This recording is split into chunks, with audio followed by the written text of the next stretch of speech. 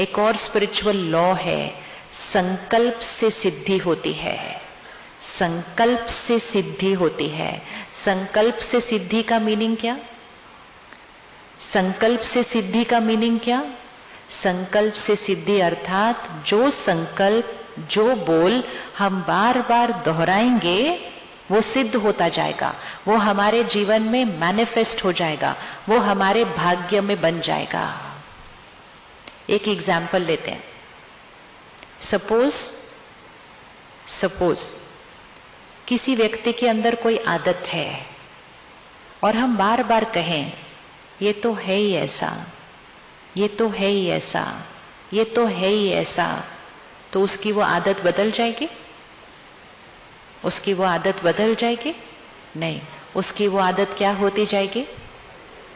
वो आदत और पक्की होती जाएगी। इसी तरह अगर हम अपने लिए कहें मैं तो हूं ही ऐसा, मैं तो हूं ही ऐसा, तो वो आदत बदलेगी नहीं, वो और पक्की होती जाएगी।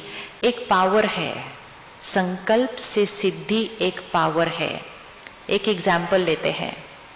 आप सारा दिन आपने ट्रेनिंग की, आप बहुत कुछ किया, अब आप दिन के अंत पर घर पहुंचे या अपने मेस में पहुंचे, शरीर थोड़ा थका हुआ है, इतना कुछ किया है सारा दिन के अंदर, ठीक है?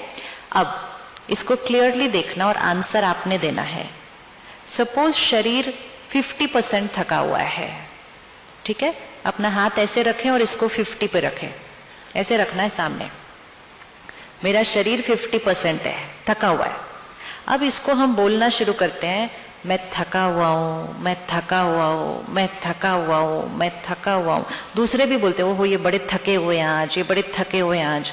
तो इतनी बार जो आशीर्वाद मिलेगा, थका हुआ हूं, थका हुआ हूं, थका हुआ हूं, तो वो 50-50 पे रहेगा? 50-50 पे रहेगा? नहीं, क्या हो जाएगा? बढ़ जाएगा। किसको लगता है सिर्फ सोचने और बोलने से वो थकावट बढ़ जाएगी? ओहो, ये तो बहुत बड़ी पावर है फिर, ये तो बहुत बड़ी पावर है फिर। इसी को कहते संकल्प से सिद्धि, कि जो चीज सोचेंगे तो वो सडनली बढ़ जाएगा।